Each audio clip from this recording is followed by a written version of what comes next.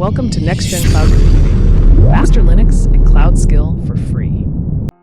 Hello, and welcome to the Python for Linux Admin series. In this series, we'll be diving into essential Python techniques to make your Linux admin tasks easier and more efficient. Before we jump into today's topic, make sure to hit that like button, share the video, and subscribe to stay updated with future episodes. Today, we're kicking things off with an important tool for any Linux administrator, Python Subprocess.run module.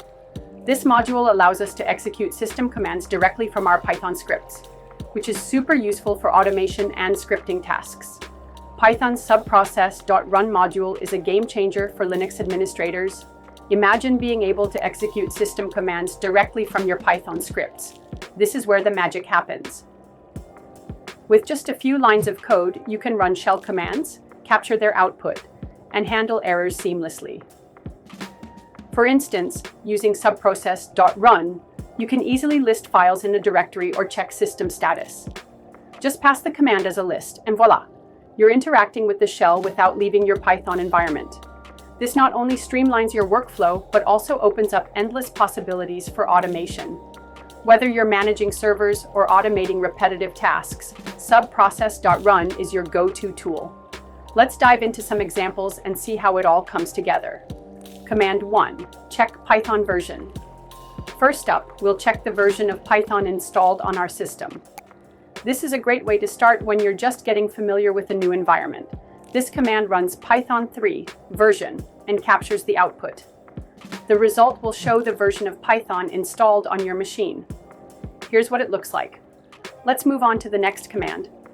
Once you're ready, open the Google Colab link in the description below and run this command shell in your notebook. Next, let's list all the files in our current directory. This is like running the lsl command in the terminal. It shows you details about each file. When you run this command, it will display the file permissions, file sizes, and other details of files in the current directory.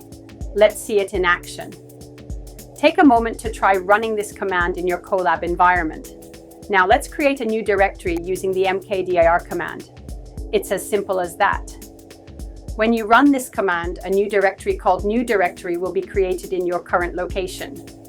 If the directory already exists, the output will reflect that. Otherwise, you'll see a success message. Directory created successfully. Go ahead, run it yourself and see how easy it is to manipulate directories from Python. Next, we'll remove the directory we just created. Here's how it's done. This command removes the new directory. If successful, you'll see the success message. Directory removed successfully. Feel free to try it out in Colab and manage your directories. Let's check where we are right now in the file system. The pwd command shows the current working directory. This command will print the path of the directory you're currently in. In this case, it will output something like content in Google Colab. Go ahead, run it in your environment to confirm where you are. Let's print a message to the console using the echo command.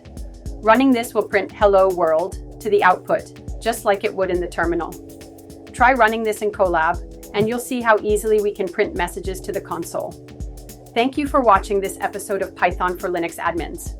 I hope you found it helpful and feel confident to start practicing with the subprocess.run module. Don't forget to follow and subscribe to the channel for more tutorials like this. We'll dive deeper into Python for Linux admins in the upcoming episodes, covering more advanced topics and practical use cases.